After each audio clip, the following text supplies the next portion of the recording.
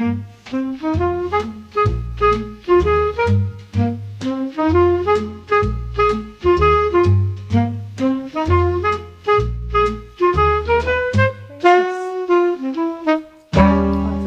forgot a chair. Hold on.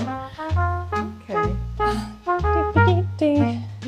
There we go. All right. Much better. Hi, Mom. Hi, Phoebe. Could you tell the audience what we're doing here today and how we know each other and Sure. what you do for a living? I'm Kristie, formerly Kristie, and Phoebe is my daughter, the youngest. I won't use that other B word, the baby thing. I think they would probably think of another B word. Yeah, that's why I said baby. Okay. Thanks. Yes, as soon as I said that, I was thinking, this doesn't sound right. Anyway, the crowd knows. Today we're arranging flowers for ourselves and maybe some friends. And, just because we like it. We love it. I've loved arranging flowers since I was, I don't know how old I was. I took a flower arranging course in high school, and I loved it. And I love flowers, so it's nice to arrange them. And it is. So anyway, I'm not a professional or anything, but I've done some centerpieces for weddings and a couple of, So what do you do for a profession? I don't know if you call it profession, but currently, after retiring from homeschooling, I kind of fell into doing elder care. And what do you like about elder care? Oh, well, it's great. First of all, I fall into it naturally because I grew up with my grandmother living in the house with us, and I was always around. I was an only child, and I was around mostly aging people. So my grandmother's aunt, my grandmother's sister and her brother, my grandfather. It was just a lot of elderly people, right? And I just always enjoyed hearing their stories. And I watched my mom take care of my grandmother as she aged. And it was just something that just felt very natural and nice. Yeah. So I think probably right now, taking care of elderly people, I'm realizing just sort of like, it can sound very, romantic, sort of like taking care of little children. Oh, how sweet. And they're so sweet and lovely. Well, you know what? Older people, little children are not always so sweet and lovely, and neither are older people as we age, because they have all kinds of challenges and frustrations, very much like a little child. Yeah. But they need help, just like a little child. And it's as romantic as it is challenging. Yeah. Yeah. And someone said something yesterday. You're a child. Let's see. You're an adult once and you're a child twice. Interesting. What do you think that means? That means that you're a child at the beginning. You're needy. You're dependent. You're limited in what you can do. You can get frustrated, and you are taken places where you don't necessarily want to do. You're not in total control of your life. You have become dependent upon other people to help you survive. And when you're little, and the same thing happens as you age, if you live long enough, or you get some kind of sickness where you become dependent on others. So that's where that phrase comes from. Yeah. But I've heard it once or twice, but not a lot. Well, now you're kind of seeing it, though. I'm seeing it. Yeah. It's making more sense to me. So you said you took a florist class in high school, was it? Mm-hmm. What else did you do artistically growing up?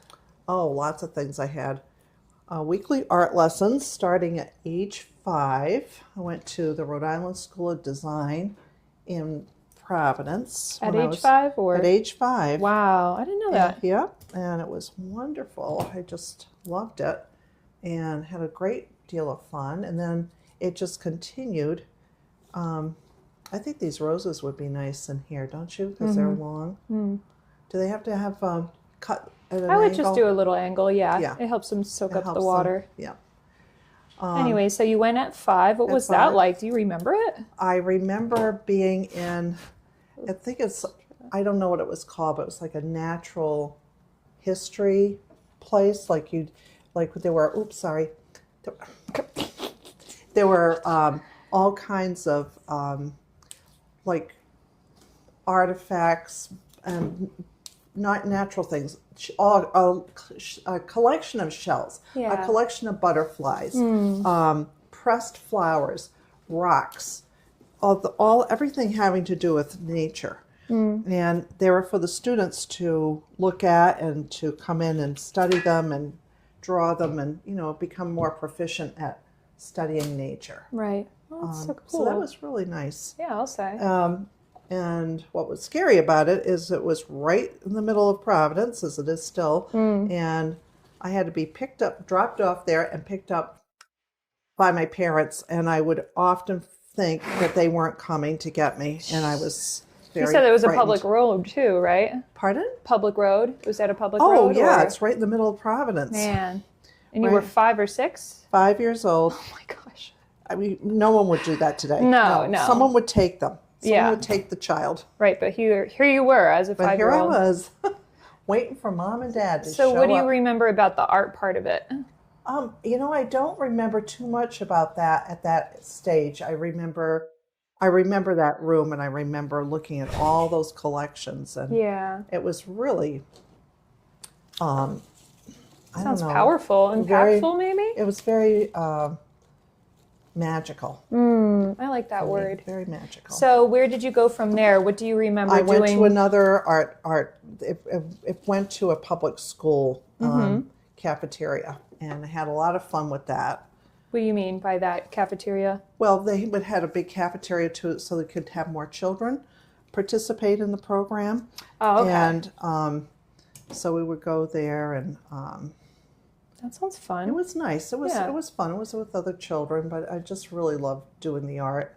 The only thing is, I was horse crazy, and everything I did was a mare and a foal, and there was something having to do with a horse. Yeah. So my instructor decided, Kristie's gonna. How do we get Kristie to draw something other than a horse? So she gave me an assignment where I had to do an interior design. Okay. And so I did it dutifully. And she told my mother, "This is your daughter. She does love those horses." And she said, "Look what she did." So she showed my mom what I did. I did indeed do just as I was told to do an interior picture, paint a little drawing or whatever. I think it was a drawing. Yeah. And sure enough, it was a nice living room. The furniture was there, windows, doorways, a staircase. I mean, everything was there. And all the pictures on the wall were of horses. Hey. Hey, you did the prompt. Yeah, I did That's the all prompt, they could yeah. ask for. That's I don't awesome. think this is looking so hot.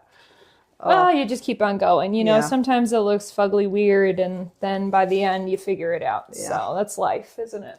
It is. Yeah. It is. So, okay, so going back to school a little bit, though, did you take any art classes as you grew up, and do you remember any of that? Yes, I continued taking weekly art classes with private instruction until I was ready to go into college. Oh, wow. So from 5 until that would have been about 17 or 18 years old. Yeah. I did that every single week, and I loved it. I also had art in school.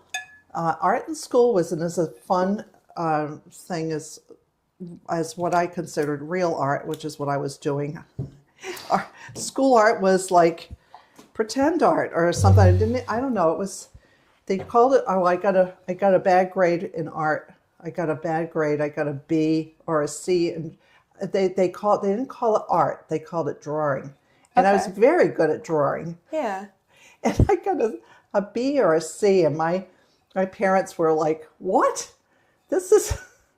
It's like if your your prize math student suddenly got a B when they're just getting A's all the time. And it's like, what the heck's going on here? So they went in. Well, it was because they were doing design techniques and all this other stuff that I had never done before, and I wasn't particularly interested in it. Right. So anyway, but they actually changed. They stopped calling it drawing, and they just called it art. Okay, nice. So that was fine. It was still part of the experience. What do you remember? So you've been doing it for a long time, right? Mm-hmm. So what drew you to it initially? What drew me to it? Yeah. Well, what do you remember about doing it at home? What was your practice? Because I mean, if you started so young, you obviously did it in a lot of classrooms, but how did you continue to do it at home? I was just always doing art at home. Yeah. I did art everywhere. I did art at school when I was supposed to be taking notes. I was drawing in the sides to fill up. I was never bored because if I had something, if I could draw something, if I had either a book to read or something to draw with, I was never bored. And then at home, I continued to be horse crazy. And instead of paper dolls, I made paper horses, and I made little jumps and riders, and it got real sophisticated. Okay. And did you do anything with horses as you grew up? Oh yeah, I took riding lessons too. I was able to, because I was an only child, I could take lessons. And so I did hunt seat equitation. What's that? Over fences. Oh. That was like a hunt seat is it's a saddle. It's an English saddle, but it has a place for your knees, and it curves forward so that you can jump. You have to go forward so the horse keep the horse in balance. Did you like that?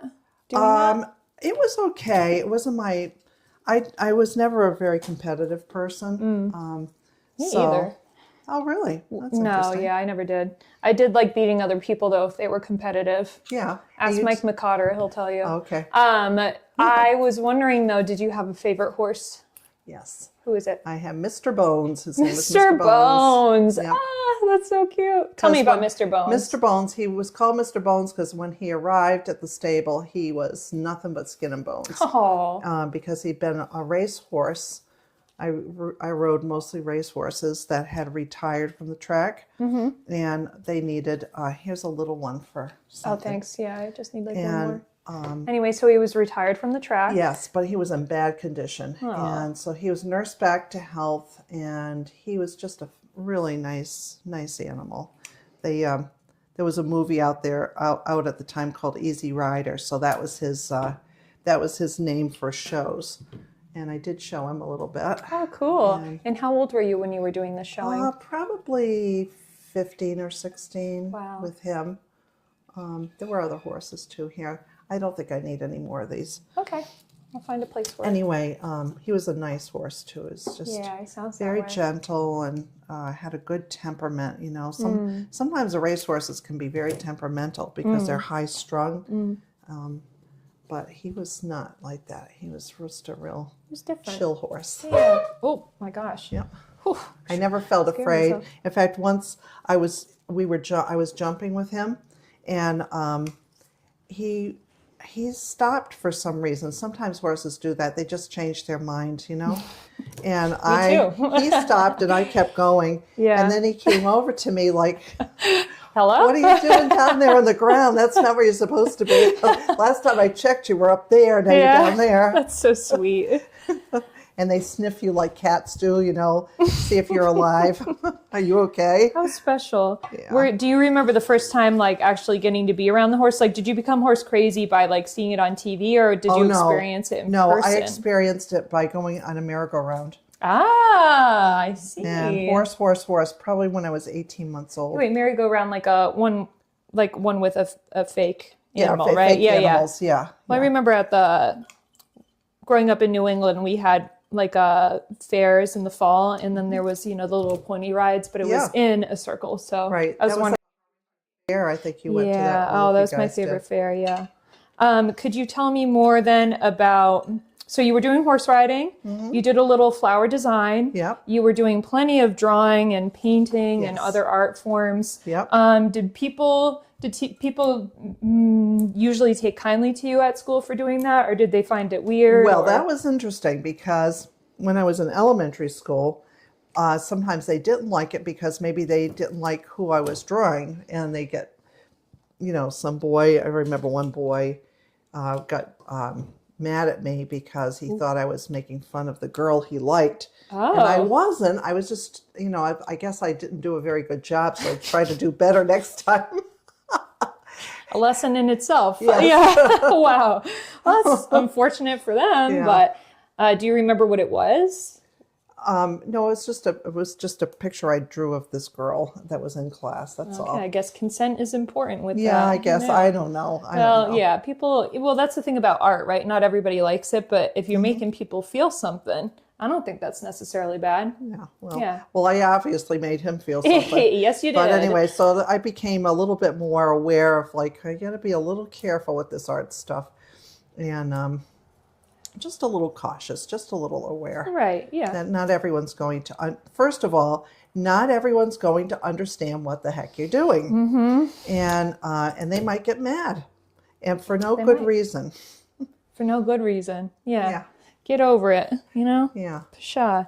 So anyways, what was it, where did you find your inspiration from other than horses when you were drawing and just painting? nature. I just, when I was taking private lessons, I was more interested in the human body. Two things that came up. I loved animals, but also I really had an affinity for the human body. I think the first thing I drew was a cowboy. It was from the National Geographic. They have the best photographs anyway. Yeah.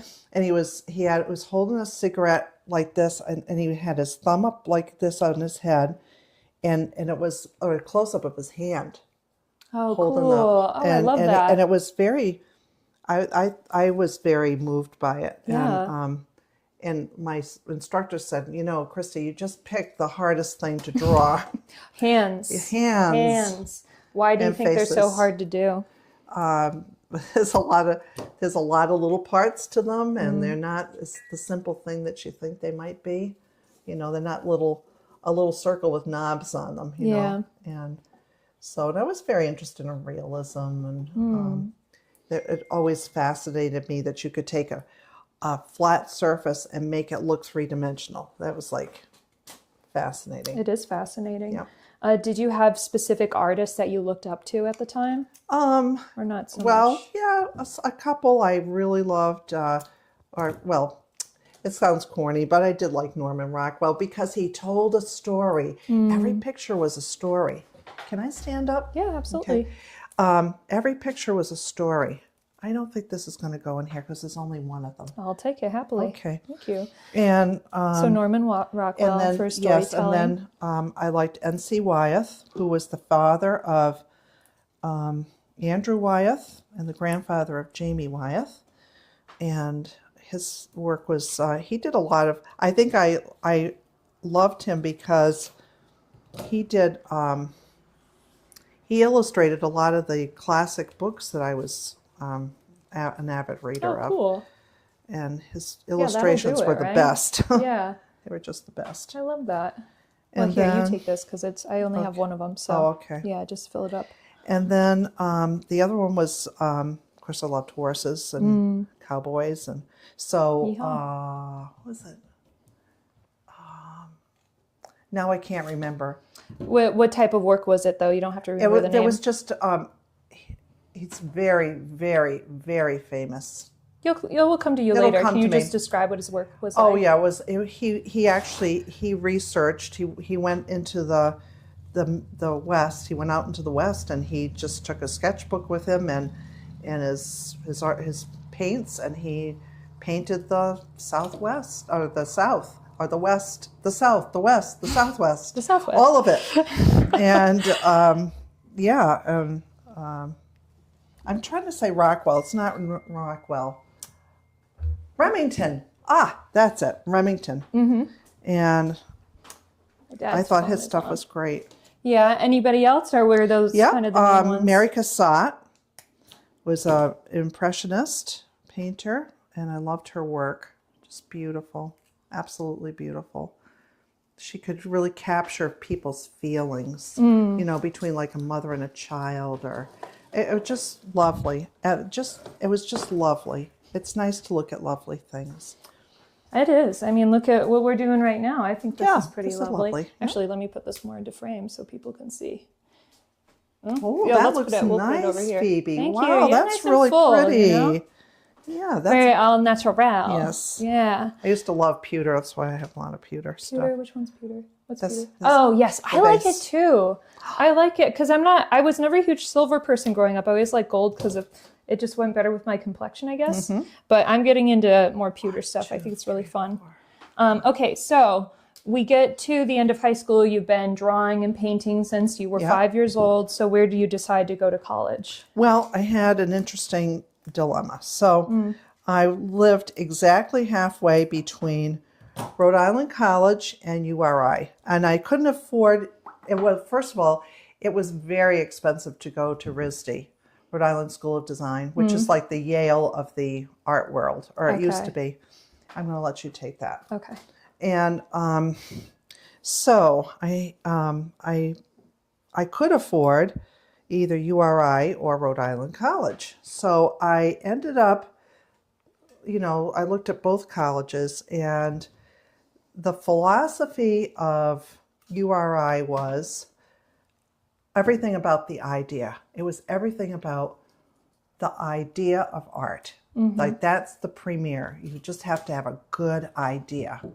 Rhode Island College was, they were more traditional.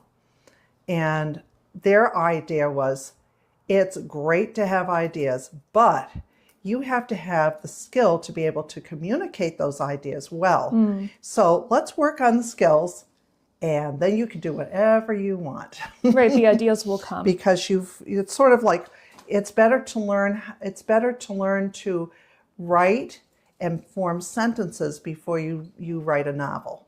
Yeah. Type of idea. Makes sense. So that piqued your interest more, you would say? Yeah. Okay, cool. And like I said, I don't know if I said it, but I lived exactly halfway between the two colleges. Yeah, so you did. I ended up there. Of course, I found out later I missed out on being with a lot of my high school friends because most of them went to URI. So I lost contact with a lot of people in high school. Yeah, that happens. But I wasn't thinking about that at the time. Yeah, you were thinking about where you wanted to go, so you chose your art. Yep. I think that's pretty important, you know. I think people who learn from that, because it's really hard when you're in high school, especially if you're a social butterfly, to say, oh, but like, you know, that's not what everybody else is doing. Yeah, well, I was never a social butterfly. Yeah, I was kind of focused on obviously that's what trying to get through my math courses, which were so hard. Yeah, it sounds that way. So can we go back a little bit? I forgot to ask you about your parents. Oh. What were they to you, and were they supportive of you? I mean, obviously they paid for They your were education so in art. supportive of me. They were so supportive. They encouraged it. They supported it by, you know, I participated in the art festival, Wickford Art Festival. I was in that every year. My dad made me all my frames. He made he matted all my pictures. I was spoiled. I was absolutely spoiled that way. And he made this really neat display thing where it was like you could fold it all up. It was on hinges, and you could unfold it, and it was with chicken wire, so I could clip all my artwork to that. And that was really, really fun. But it was a ton of work. Man, it was just a ton of work. I don't think I need that one. And would you say you took after your mom or your dad more? Or? With the art, yes, my dad. Your dad? More. Oh, interesting. My mom, yes, but my dad's family was very artistic. Very artistic. What did your dad do that was art? Well, he didn't, but he always was good at designing things and coming up with great ideas. And it wasn't like he was really good at drawing, but he was mechanical. He was an airplane mechanic during World War II. And then he worked at Quonset Point Air Station as a civil servant, and he did. He would plan. He was called a planner and estimator. This one broke, so I'm going to give this to you. If you have a shorter one, Yeah, or maybe we have a little some short tiny ones. ones. We'll see what's We left. have a little short jar here and some others too. Nice. Okay. Anyways, so he would design things. You said he was. Yes, he was always building something. It Yeah. was very interesting to be around because he was always building something or making something. So, but the family in general is just very artistic, and it's to this. One of my cousins' sons is one of those like Marvel cartoonist type people, and he's come up with his own book, which I have not gotten yet. But he is fabulous. His illustrations are fabulous, and he's mostly self-taught, which is amazing. That is amazing. Yep. And he's on your dad's side then? Yes. Okay, cool. Yep. All right, so you had that kind of in your genes. So Yep. in college, what do you remember being like maybe the most impactful class or something that took you back a little bit and said, wow, anything like that? Well, college, unlike high school, was fabulous because I just got to do a lot of artwork, and I loved art history. That was really interesting. The funny part of college was I went to school to become an art teacher because I had so many bad experiences with art teachers. I was going to change the art teacher world, and it didn't work out that way. I got into it, and I just did not like it. Yeah. And I didn't feel well prepared for it at all, even though it's a teacher's college. It's like one of the top teachers' college in the United States. Anyway, and that's what it was originally, but they just didn't do a good job teaching, at least teaching me how to teach art. I just didn't know how to do it. Yeah. So, but I really enjoyed all my art classes because as an art teacher, you have to know how to do just about everything. Right. So, and that by that Multidiscipline. respect, it was good. Yeah, it was good. Looking back on it, even though I didn't end up going down that path, I had a wide exposure to all kinds of art medium, Right. and that was really marvelous. Yeah, I'll say. Okay, I'm going to stop and continue. Oh, okay, here we go. Look, I again. love these reds. They're so pretty. They really are. They're gorgeous. Am I taking over all your flowers? Do you No, want that's to okay. have some No, more? that one, I'm almost done with this one, so we'll move this to the side, and then we'll finish this together. How's that sound? Okay, sounds great. Okay, cool.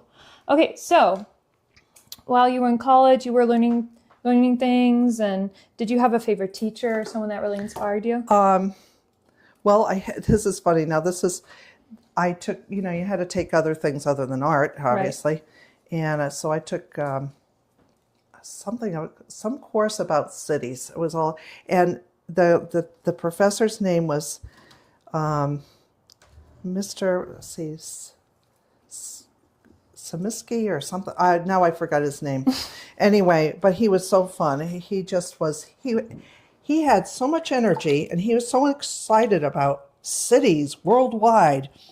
It was infectious. It's like I wanted to go visit cities, and I'm not really a city person. Right, but he made it so appealing. It sounds yes, like very appealing. That's so and he cool. had tons of, slides and stuff. The other teacher that was professor that was very impactful in my life was interesting guy. His name is Sam.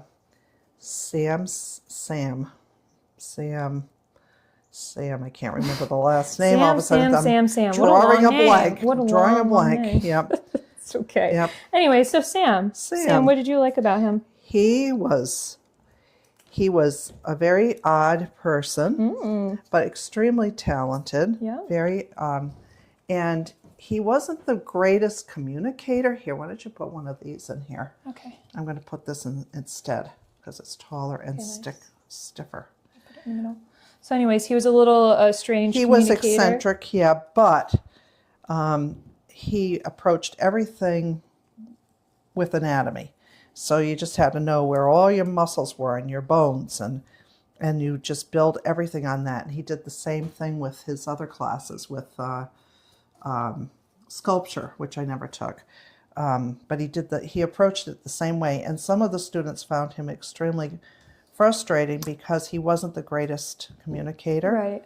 They had to try a little harder, you had maybe to just to understand. try harder. Yeah. And said, "Is this what you were looking for?" And he just like, nod his head. Yeah. So he had a way of communicating. It just wasn't standard. Yeah, his demeanor was just different. Yeah. May I put this over here? Yeah, do what you want.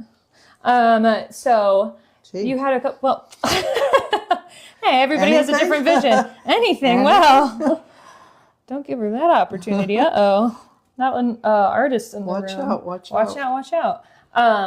So you got to the end of college. Were you sad to leave, or were you ready to? I was ready to move on. Yeah. I wanted to get married and start my life. And then I ended up working I never taken graphic arts, but I got a job as a graphic artist for a little local paper called the Foothills Trader. Yeah, and what did you do there? I did the recipe page. I did, there was a floral shop, a garden shop. I did it wasn't maybe it was Moscarillo's. It was a long time ago. Yeah. So you would just draw, or would you write? Yeah, I would draw. No, I didn't write anything. I just drew, and they would give you what was going to be said, and then you would design an ad for it. Was it pretty free floating? Like you got to pretty much decide, and they would be okay with it. A lot of freedom. That's so cool. Yeah, what a great opportunity! How long were you at the Foothills Trader for? Until I had Karen, my firstborn. So that was 82. So I started working in 79, and I worked until 82. So it wasn't that long. It seemed like a long time, but now looking back, it wasn't very long at all. Yeah. And they wanted me to stay on, but I just felt I time didn't for you to need move to, on. and I wanted to give my full attention to my daughter. And so anyway, but it was a great place. Great people. I worked with great people, and I thoroughly enjoyed the whole experience. It was great. That's awesome.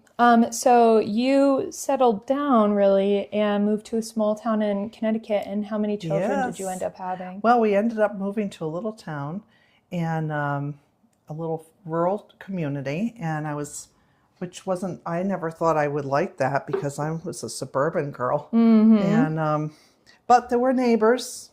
There were very nice people up in our town, and I'm going to just move over here. Is that where are we? Okay, this is what I would like to do. I would like to put some water in that because let me give it back to you then. Okay. Yeah, you do that. Sorry about that. That's fine. So anyway, you moved to a rural place that was not what you were used to. How did you adjust to that? Well, gradually over time, I really came to love it. I think because the people were just so friendly and nice, and it was a beautiful place, and lots of room, lots of space. It was very different from what I was used to, but I did adjust to it. Yeah. And those things take time. It takes time, yeah. but and we ended up having 7 children. And we decided early on we wanted to homeschool, so we did that too. And what number am I? You are number 7. Hey, oh, that's right, the B word. I'm the B word, yeah. Baby, I know. So could you tell me what it was? Oh, I had another question. It'll come to me. Let me ask another one while I wait. Oh, I remember. So you bought the land in 82, as far as I know, and in 83 you started building. Could you tell me, or around then? Because I know I got the slides from, in that it was 83 is when the house started to be built, from what I could see. Yeah. You helped design the house. Can you tell them about that? I designed the house. Yeah. But we had a friend who was going to college at the time, who was an architect, and he drew up the plans so we'd have nice plans. But I had my little graph paper from high school, and left over. Yep. From high school. Wow. Yeah. Well, I keep things. Yeah. Anyway. So do I. Good Anyways, thing. yeah. So anyway, that's here. Oh, you got a thing. I got it. Anyways, continue. So how did you decide what to build? Because we're in part of what you design right now. Because we wanted something that was efficient, and it was cheaper to build a cape, because a cape only has, how about right in the middle? The cape has a smaller foundation, so you don't have to spend as much on cement. A ranch would have been nice, but you know, since we were building, that was better. Yeah. And we just both love Nantucket, Pa and I. So we did like a Cape Cod style house. And how is that looking? Does that look good? I think it looks great. I'm just going to point it towards the camera while you continue to talk. Okay. Yes, please. So anyway, so that's what we did. And then later on, I got to design again, which was great, because one of my dreams was to become an architect, but I'm just honestly so horrible at math. I just didn't feel like I could pursue that. And but I did still get to draw my architectural plans, and so we added on to the house later on. So You okay? Anyway, should we? I don't know what you're saying. I'll pause this anyways. What is it? I have a tick. Oh, okay. Pause it. Oh no. We could put that part in. Hold on. New recording. Okay, here we go. Well, I think, I got to start this one. Okay, here we go. And boom. oh, I have to ask you a question. How did you get these to open up? Did you do the upside down thing? No, I tried to blow it up, but they're really tight, so I just reflexed it and used my finger, but it wasn't working too well. But could you have done that, upside down? You could, but really, as you can tell, not a lot was able to spread out. So if you waited a day and a half for this to open up a little bit, you could probably reflex it more. But you could do that. It's just, these are so tight. So you would want to wait a couple days. How long do they last when you do that? Do they? Not as much, but they just look so pretty. Yeah. I don't know though. I've never had them in my house that long, but anyways, back to you. I would like to ask you about a big part of your inspiration, which was your vacations in Nantucket Island. Would you like to talk about how your parents got there? And well, it's Nantucket, it's so expensive and like that. But what had happened is we had a little house in Nantucket because my grandmother's grandmother's brother was grew up in Gloucester, Mass, where there's fishing, and he never went to college or anything, but he somehow got into the fishing industry, which is probably very common up in Gloucester. He ended up at the Fulton Fish Market in New York City, which is no more. I think they closed it down. They have something else there. But from there was a connection to Nantucket Fishing Fleet, and he joined that, and he ended up in Nantucket. Married a local girl, from the Gardner family. It was one of the founding families, and he never left the island. He ended up working for the town, and they moved from different houses, but this was the last one they lived in, and it was and just a sweet little half cape. And there is such a thing as a half cape, not a full cape. And so when I was growing up, we would spend 2 weeks in Nantucket one year, and then 2 weeks with my uncle, my mom's uncle, then 2 weeks in Nova Scotia with my mom's father's family, and back and forth until my mom's uncle John died, and he gave the house in his will to my grandmother, and she said, well, what am I going to do with the house? So she sold it to my parents for $1. And then people could do that back then. Yeah. And so they had this little house, and they rented it out.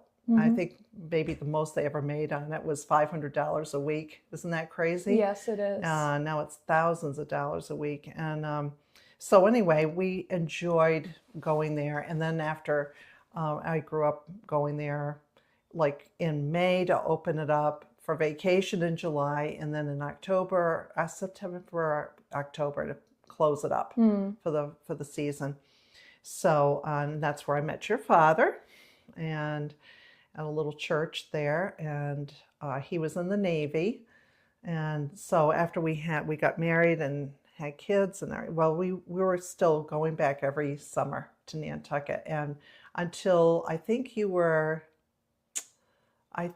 2 years old. Yeah, I wasn't too big in that house. I don't remember it. I'm like the only sibling that doesn't remember that house. Yeah. We would all fit into this one and a 2-bedroom house with 1/2 of a bath.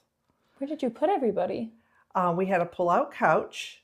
We had 2 double beds, so people would double up. And then we also had, you were sleeping on the floors. Nice. Yeah. I still like doing that too. It worked out. It was like camping inside. Yeah. And in a way, without the dirt. But it was great. It was right in town, so we could walk all around. We had very interesting neighbors, one of which was Mims, and she used to work at the New York City Public Library, and she had one of Liberace's, or I think not Liberace. What's the other one? There's Gershwin's. He had one of Gershwin's pianos, white pianos, in her house, which used to be a garage. Oh my gosh! Wow. Yeah, she was and she'd have this little car. I forget what it was, Porsche or maybe. But anyway, she'd say to your father, "Oh, take the car, take the kids to the beach." It's like you can only get 2 people. So if it's a driver and a child, to take them to the beach and then come back and another one. She was just really funny, but he would drive her to the yacht club. And, that's cute. And then Michaela would go over there and deadhead flowers. It wasn't the most thrilling job, but it was a job, it was something to do. And it was just delightful down there, especially going to the beach. I think almost all of our happiest family pictures were from Nantucket. Yeah, I think so too.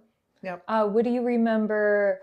What's maybe a memory you remember about going there as a young adult with your parents, and then versus going with us as a family? Oh, it was very different. Yeah. It was very different. Yeah. Because, the focus is on kids versus myself.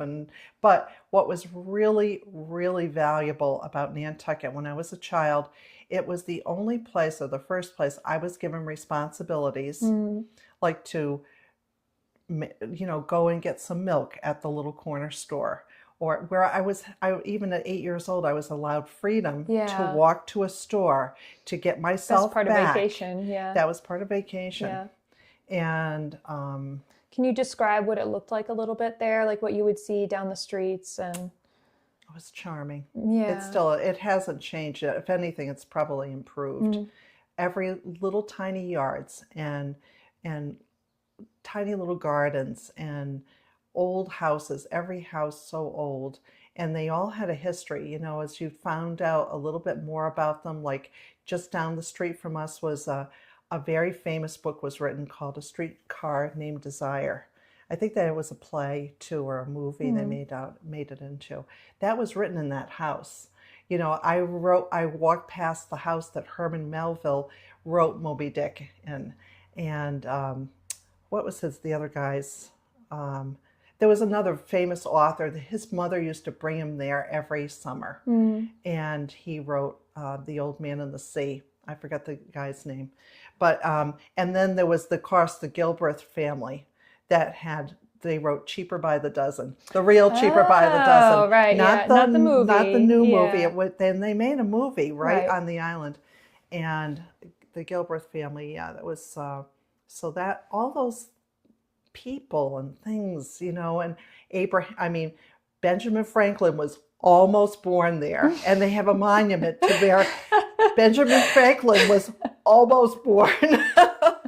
His mother was this could have been a spot. Was a Folger, Folger's coffee. Anyway, she was a Folger, but she left the island just before he was born and went back to Boston, and they were still, the Islanders are still like holding it against her. Right.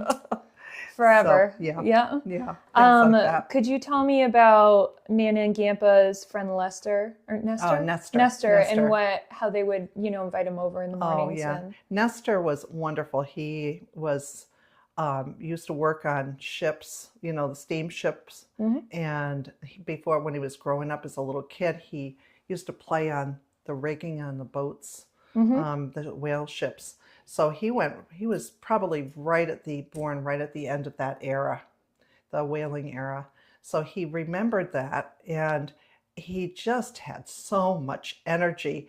My dad would he had a flagpole, and he'd put up the coffee flag, and all of a sudden Nestor would show up, and he would walk through the yards. He was in his 70s, or he was older, 60s maybe, 60s and 70s. 50s, whatever. He would take his hand, he would just jump over the fences. Here I am. And then we had Charlie down the street, and he would come, and I didn't know until quite later that, because he was always a very frumpled looking man, a little confused, he was a millionaire, and no one knew it. He was just Charlie. just the guy, Charlie, down the street, Wow. And so they would all come, and when my uncle was there, some of them would come, maybe some different ones. And my mom's uncle was hard of hearing, so he'd have a baseball game on the radio, and they would be watching some other game on the television and talking really loud. And it was like a movie theater with chairs all lined up in this tiny little, probably as big as this living room. Yeah. It was funny. It was funny, but it was such a different experience from anything I had anywhere else. And there was such a sense of freedom. Like a new world. It was like a friend of ours said, well, we're going to say bye-bye to, Wonderland. Yeah. It did feel like that as a kid too. It felt You felt it? so, Yeah. Yeah, absolutely. Yeah. It was a little different, but Yeah. I get what you're saying. Yeah. Was the flag, did it actually have coffee on it? It had a coffee cup. It had a coffee so cup cute. on it. That is so flag. cute. They would do that on boats. They put or they'd have a cocktail glass, and it's like, oh, really? Stop by for cocktails. I want to go over there. Let's go to that boat. Yeah. And I guess my last question about the island would be, what was something that you remember specifically, maybe going out with your parents? Do you have any specific memories with them, or like a favorite pastime? Yes, there were two things very specific. One was we would go blueberry picking. Right. And when my uncle from Nova Scotia came down, they were always looking for the best bush. Like my dad and my Uncle Gerald, they'd be looking for the bush, while we were just, dutifully picking all the blueberries. So we had a good amount of blueberries. Which, by the way, Wild it's not like where you see it in other places in New England where the bushes are this high or that high, and you're picking these huge blueberries. They are stout and small. They're very little. You have to squat you down. really have to go underneath the bush, and the berries are also smaller. Yes, too, they're very small. But there were some taller bushes with bigger blueberries. Oh, really? Okay. So the men were going for that. Right. Because they were bigger, they could fill up but they spent almost all their time trying to find the bush. And so they would get lost, and my mom would go, yoo-hoo! Yes, they would. That's how that got started. Yep. And the other thing, personal memory for me, that was very, very meaningful to me spiritually, was there's a windmill, an old windmill that's off and on has functioned since it was built a couple of 100 years ago. They put sails on it, it spins around, it grinds corn. It's amazing. But it's on Mill Hill, and we were just right around the corner from that. And I would go up, again, by myself, either on my bike, it was a steep hill, but I did it. And I would go up there, and I would just talk to God and pray. And it was just a very sweet thing, very personal. And I did that for a long time. It's still, when I go there still, my visit, it's still very, very special to me. Would you go there at a specific time of day, or just whenever you were passing by? Probably in the morning. Okay, that's nice. Before it got too coming hot. up, the wind's blowing. Yeah, before the day got started. It was a nice way to start the day. And my parents let me go. Yeah, that's awesome. By Wasn't it kind myself. of close to the house too? It wasn't too far. Yeah, I remember it Like being 2 around blocks that corner away, of the street. Right, but I was out of sight and hearing, so. Well, one of my favorite memories, a couple that comes to my mind right away, is you guys and your rules. You would make us do some sightseeing before we get to the beach.